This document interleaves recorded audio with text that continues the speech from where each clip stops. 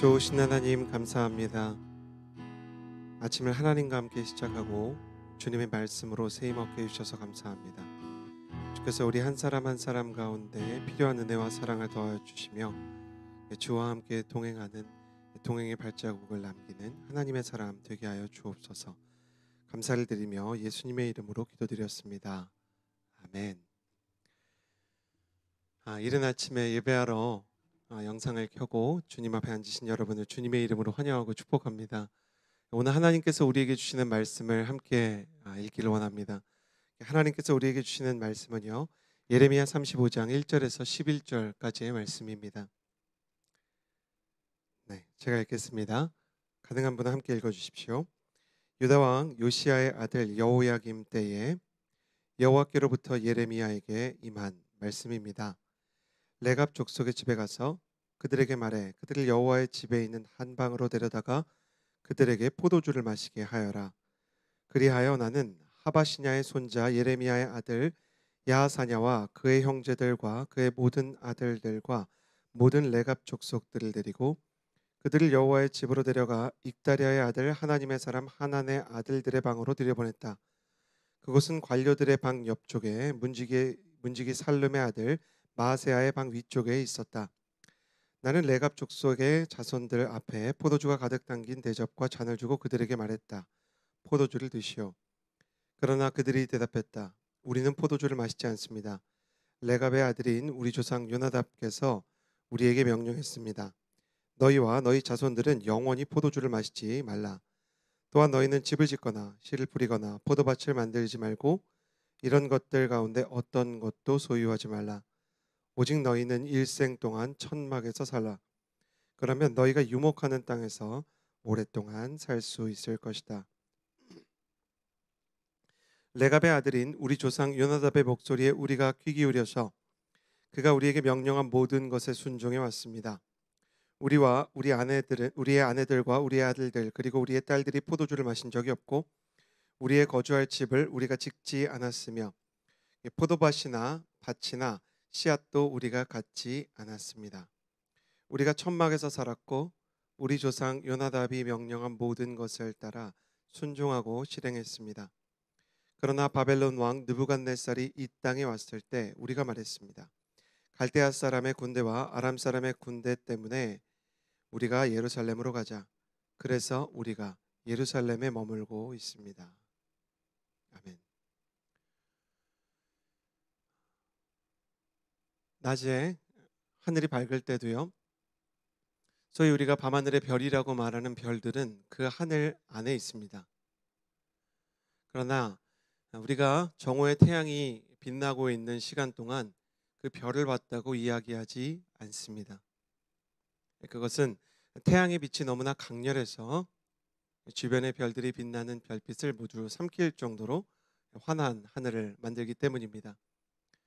그런데 태양이 지고 밤하늘이 찾아오면 달빛이 그의 빛으로 온전히 다 채울 수 없는 밤하늘 속에서 별들이 그 모습을 드러내기 시작합니다. 별들은 애초에 그 자리에 있었지만 밤하늘이 찾아왔을 때 비로소 그들의 빛을 밤하늘 가운데 비출 수 있는 권리를 얻게 되었기 때문입니다. 많은 사람들이 고난 가운데서 어두움과 낙심과 끝이 없는 터널과 같은 공허함을 만난다고 합니다. 그런데 하나님께서는 밤하늘의 별처럼 빛나는 사람들을 예비해 두셨습니다. 우리는 에스더라는 이름을 알고 있습니다. 에스더는 영어의 별, 스타와 이름이 아주 비슷하죠. 스타의 어원이 되는 단어이기 때문입니다. 에스더라는 사람은 모든 사람이 신앙을 포기하고 하나님의 이름으로 살아가는 것을 주저하고 있을 때 모르드게와 함께 신앙을 키워왔던 사람입니다. 내가 죽으면 죽으리이다 라는 말로 하나님의 백성들을 구하기 위해 자신의 인생을 헌신한 에스더의 모습은 비록 정오의 태양처럼 가령 다윗이나 솔로몬처럼 그 시대의 역사를 좌지우지할 정도의 주도권을 갖추지는 못했을지언정 그 민족의 생명을 구원하는 밤하늘의 별 같은 아름다운 인생이 아닌가 생각합니다. 이러한 일이 예레미야의 시대에도 있었습니다. 예레미야가 레갑 족속을 만나러 갑니다. 그래서 레갑 족속을 만나서 하나님이 원하시는 것을 이야기하는데요. 하나님이 예레미야를 통해 레갑 족속에게 말씀하신 것은 이것이었습니다. 레갑 족속의 집에 가서 그들에게 말해 그들을 여호와의 집에 있는 한 방으로 데려다가 그들에게 포도주를 마시게 하여라. 하나님께서 레갑 족속에게 포도주를 마시게 하라는 명령을 듣고 예레미야는 성전의 방 한 칸, 그 주변에 있는 하나님의 사람이 맡고 있는 방 한 칸에 레갑 족속들을 모두 모으고 와서 포도주를 드시오라고 이야기를 합니다. 이 예레미야를 레갑 족속들이 상당히 존경했던 것 같습니다. 이것만 보아도 이 레갑 족속이 얼마나 하나님의 말씀과 하나님의 은혜에 귀를 기울이는지를 알 수 있습니다. 예레미야는 선지자였지만 그 당시에 왕들과 그리고 많은 사람들에게 심판을 경고하는 선지자였기 때문에 사람들의 환영을 받지 못했습니다. 예레미야와 함께한다는 것만으로도 그 사람의 정체나 그 사람의 신앙의 성향이 의심받는 시대였죠. 그런데 레갑 족속은 예레미야가 모이라는 말에 모입니다.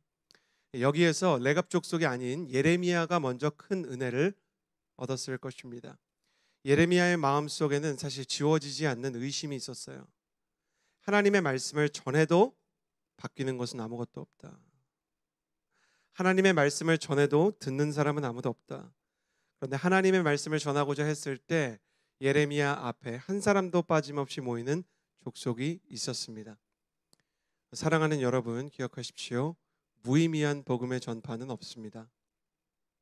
하나님을 위해서 우리가 드리는 선교의 헌신 중에 버려지는 시간은 없습니다. 선교와 전도에 대한 시간에 신학교 시절에 저희가 이제 교회 성정학과 이 전도에 대해서 배우고 있었습니다. 그런데 한국 사회에서 전도를 시도했을 때 사람이 어느 정도 수긍을 하게 되는지 관계 전도와 노방 전도로 나누어서 이야기를 진행하고 있었습니다. 노방 전도를 통해서 세례를 받고 지속적인 신앙생활까지 가는데 당시에는 이제 2005년이었고요. 이제 제가 신대원을 준비할 때인데 교수님이 굉장히 충격적인 얘기를 하시는 거예요. 1078명 중에 한 명이 지속적인 신앙생활을 한다. 그러니까 전하는 것도 아니고요. 이야기를 들은 사람 중에서 그러니까 사형리 이야기 끝까지 들은 사람 중에 1078명 중에 한 명. 그리고 몇 명에게 복음을 전했을 때 그 중에 한 사람이 사형리를 듣는지는 통계로도 찾기가 어려운 거예요. 그러니 거의 뭐 10,000명, 20,000명 이렇게 복음을 전해 한 명 될까 말까 한다 그런 이야기였어요. 그리고 관계 전도에 대해서도요. 내가 정말 관계 전도를 작정하고 기도하고 실행을 해도요. 오랫동안 시간을 들이고 오랫동안 중보기도를 하고 가족을 위해서 수고를 해도 25명 중에 한 명만 예수님을 믿을 정도다. 이거는 훨씬 더 어려운 거였어요. 중보기도하고 10년을 트라이하고 뭐 이렇게 한다 그래서 그 사람들이 와 전도가 진짜 어려운 거구나 했는데 한 여학생이 손을 들었어요. 너무 감사하다는 거예요. 자기는 한 명도 안 들을 줄 알았다는 거예요. 들어보니까 이 여학생은 1년 52주 중에요. 2주 정도 쉬고 50주를 노방전도를 하는 신학생이었어요. 그래서 이 친구가 말하기를 자신이 전도를 할 때마다 한 주에 그래도 한 3명 정도는 사형리를 끝까지 들어준다는 것이었어요. 그러니까 자기가 52주를 전도를 하니까 한 6년 정도 하면 혹은 한 5년 정도 하면 그 중에 예수님 믿는 사람이 나올 것 같다는 확신을 얻었다는 거예요. 그래서 5년을 매주 노방전도를 하면서 한 사람을 구원할 수 있다 그러면 할까라는 질문 앞에 모두가 서는 시간을 가졌던 기억이 납니다. 어떤 사람은 야 이제 노방전도라는 것은 한국교회의 어떤 전도의 전략에 있어서 포기해야 되는 거야 라고 생각합니다. 그런데 어떤 사람은 1078명 중에 한 명이 예수님 믿으면 4년, 5년, 6년 투자하는 것 아깝지 않다라고 생각하는 거예요. 하나님께서 왜 레갑 족속과 예레미야를 만나게 하셨을까요? 하나님께서 예레미야를 격려하기 원하셨기 때문일 것입니다. 너의 말을 듣는 이가 있다. 너의 호출에 응답하는 이가 있다. 너와 같은 마음으로 신앙생활을 하는 이가 있다라는 것입니다. 이 코로나 상황이 되어서요, 예배도 온라인으로 대체가 되어 있고, 그리고 많은 말씀에 대해서 우리가 유튜브에 대해서 짧은 버전은 1분부터 긴 버전은 1시간, 2시간씩 우리가 원하는 모든 정보를 얻을 수 있는 시간이 되었습니다. 단 하나가 어려워지기 시작했는데 그것은 공동체입니다. 서로 모여서 식사를 나누고 삶의 애환을 나누며 형제가 형제를, 자매가 자매를 끌어안아주며 격려하던 시간들, 공동체가 해체된 시간 속에서 우리는 홀로 떨어진 섬처럼 외로움을 느끼곤 합니다. 그런데 주님께서 오늘 말씀을 통해서 우리에게 말씀하십니다. 너의 신앙생활, 그 외로움의 발걸음을 내가 결코 홀로 두지 않을 것이다. 잠시 뒤에 예레미야와 레갑 족속의 만남처럼 너와 너의 동역자들이 만나는 때가 있을 것이다. 그때까지 우리는 무엇을 해야 할까요? 레갑 족속이 그래왔듯이, 예레미야가 그래왔듯이 하나님 앞에 기도하며 머무르는 시간을 포기하지 말아야 할 것입니다. 우리가 기도하고 있다면 기도가 기도하는 사람으로 우리를 만들어줄 뿐 아니라 기도하는 사람과 우리를 연결시켜 줄 것입니다. 우리가 하나님의 말씀을 사랑하고 그분의 말씀을 청종하고자 하면 하나님의 말씀을 존중하는 사람을 만나게 될 것입니다. 이화여대 윤정구 교수는 50살이 되어서 강의를 하면서 50이 되어서야 깨달은 것들에서 이렇게 말했습니다. 인생에서 깨달은 중요한 진리 중에 하나는 장사꾼은 장사꾼을 만나고 친구는 친구를 만난다는 것이었다.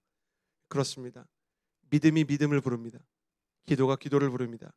말씀이 말씀을 부릅니다. 외로움에 집중하지 말고 내가 하나님의 사람으로 믿음과 기도와 말씀의 머무름을 가지고 있는지를 기억하십시오. 예레미야가 이렇게 레갑 족속에게 포도주를 권하고 그들이 모두 모인 자리 그 자체만 감격적으로 생각하고 있는 것으로 모자란지 하나님께서는 더 큰 감동을 주십니다.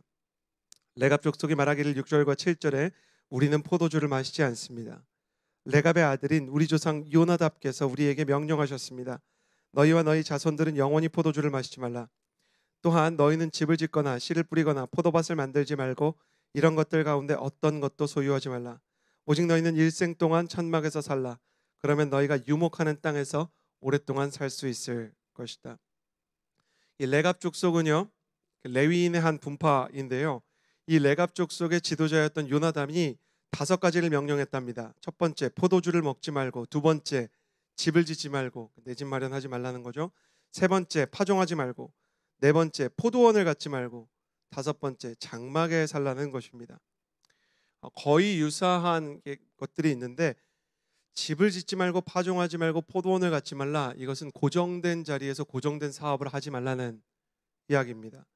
너희의 모든 미래와 너희의 모든 삶을 하나님께 맡기고 하나님께서 너희 인생을 먹이고 기르시는 것을 경험하라는 것이죠. 그리고 포도주를 먹지 말라고 합니다. 세상 즐거움에 마음을 뺏기지 말고 거룩한 사람으로 살라는 것이죠. 이것은 아마도 레위인을 넘어서요, 나시린의 규정을 지키려고 했던 것 같습니다. 요나단이 레갑 족속의 조상이었던 요나답이 하지 말라고 하는 건 사람들이 보통 다 하고 싶은 것이죠. 그러나 그들은 사람들이 다 하고 싶은 것을 내려두고 단 한 가지에 집중했습니다. 그것은 사람들이 원하는 것이 아니라 하나님의 사람으로 살아가는 삶의 모델을 만드는 것이었습니다. 이 사람들은 유다 땅에 살던 사람들도 아니었습니다. 북이스라엘에 사는 사람들이었습니다. 네, 북이스라엘 사람들이 우상 숭배에 빠지게 되니까요, 북이스라엘의 멸망 이후에 이제 남쪽 유다로 넘어오게 된 것이죠. 남쪽 유다에 들어와서도요, 정말 이렇게 격오지, 오지 산간, 이렇게 우리로 치면 택배가 잘 가지 않는 그런 지역에 살았어요. 그런데 이제는 뭐라고 얘기하냐면요, 11절에 보면 갈대아 사람의 군대와 아람 사람의 군대 때문에 우리가 예루살렘으로 가자. 그래서 예루살렘으로 가자 이렇게 얘기를 하는 거예요. 이것은 변방 지역이 이 바벨론과 느부갓네살 왕에 의해서 공격받았기 때문이 아니라 앞으로 예루살렘이 공격받을 것이기 때문에 그 땅을 지키러 간다고 봐야 하는 것입니다. 이들은 평안할 때는 하나님을 위해서 검소하게 살고 나라가 어려울 때는 전쟁을 위해서 칼과 창을 드는 사람들이었습니다. 레갑 족속이 이렇게 살아도 그간 아무도 알아주지 않았습니다. 때로 거룩하게 사는 것은 거룩하게 사는 것보다 그 거룩함에 따라오는 고독 때문에 괴로움을 느끼게 합니다. 아버지 어머니를 위해서 기도하는 청년들이 아직 예수님을 믿지 않는 아버지와 어머니에게 핍박받는 장면을 바라보는 것은 목회자로 참 괴로운 일입니다. 가정을 위해서 기도하라고 하나님의 음성과 마음을 전달한 자가 목회자이기 때문입니다. 그들은 하나님의 뜻에 순종한 대가로 고난을 받습니다. 함께 전도하러 가서 혹은 아울리치를 가서 부상을 당하게 되거나 복음을 전하다가 뺨을 맞고 수치를 당하는 청년들을 보는 목회자의 마음에도 괴로움이 있습니다.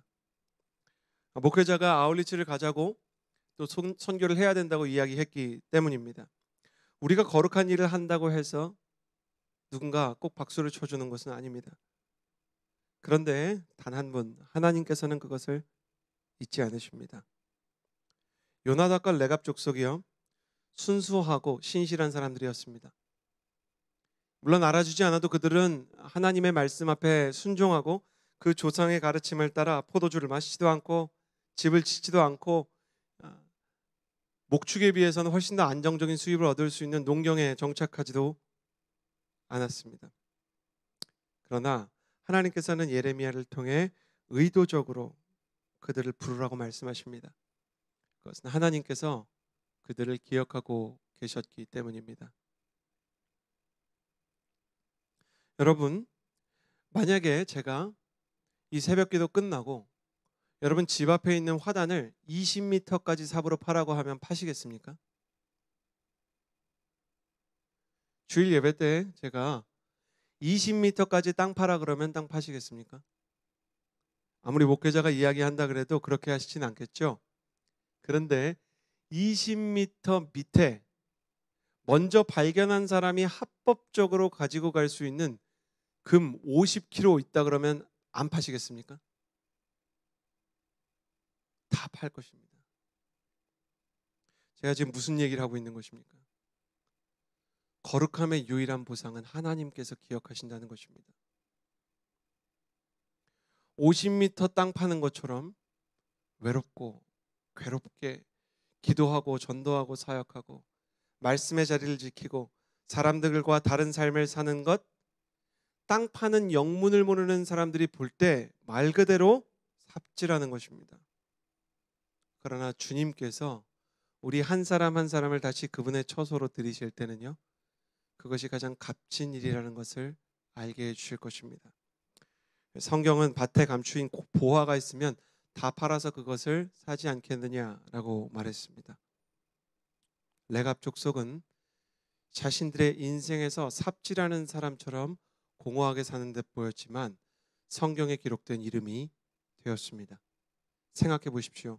이 시기에 얼마나 많은 사람들이 성소에 와서 예배했겠습니까? 이 시기에 얼마나 많은 사람들이 주님의 이름을 부르며 안식일마다 찬양을 했겠습니까? 그러나 주님께서 기억하신 것은 아무도 알아주지 않는 레갑 족속이었습니다. 우리의 인생 가운데도 하나님께서 기억할 만한 어리석은, 외로운, 삽질하는 것 같은 고독과 거룩의 시간이 있었으면 좋겠습니다. 그 거룩에 헌신하는 바보들끼리 예레미야와 레갑 족속처럼 다시 모여서 이 코로나의 시대가 지난 뒤에 함께 하나님 앞에 찬양할 때 더 큰 은혜와 임재를 경험하는 시간들이 돌아왔으면 좋겠습니다. 사랑하는 여러분, 예레미야처럼 살면 주님께서 동역자를 주십니다. 레갑 족속처럼 살면 하나님께서 보상해 주십니다. 천국의 보화를 위해 오늘 하루를 살아가는 저와 여러분이 되었으면 좋겠습니다. 함께 기도하겠습니다.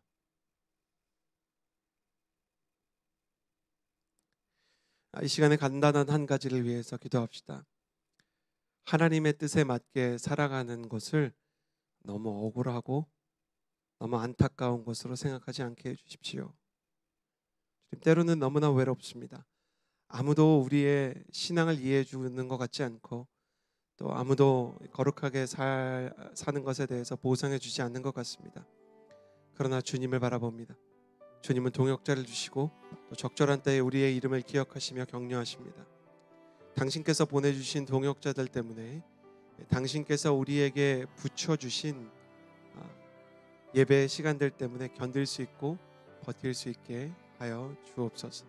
우리 그렇게 같이 기도합시다. 기도하겠습니다. 좋으신 하나님 아버지, 하나님 앞에 기도합니다. 억울하고 외로운 시간들이 있습니다. 부모님을 위해서 기도해도 부모님으로부터 핍박을 받을 수 있습니다. 거룩한 삶을 사는 대가로 동료들에게 비웃음을 살 수 있습니다. 하나님께서 정말로 원하시는 길을 가는데 그것 때문에 힘겨울 수 있습니다. 그때 너무 억울해하지 않게 해주십시오. 그때 너무 괴로워하지 않게 해주십시오. 주님, 우리에게 새 힘과 새 영을 부어주옵소서. 아버지,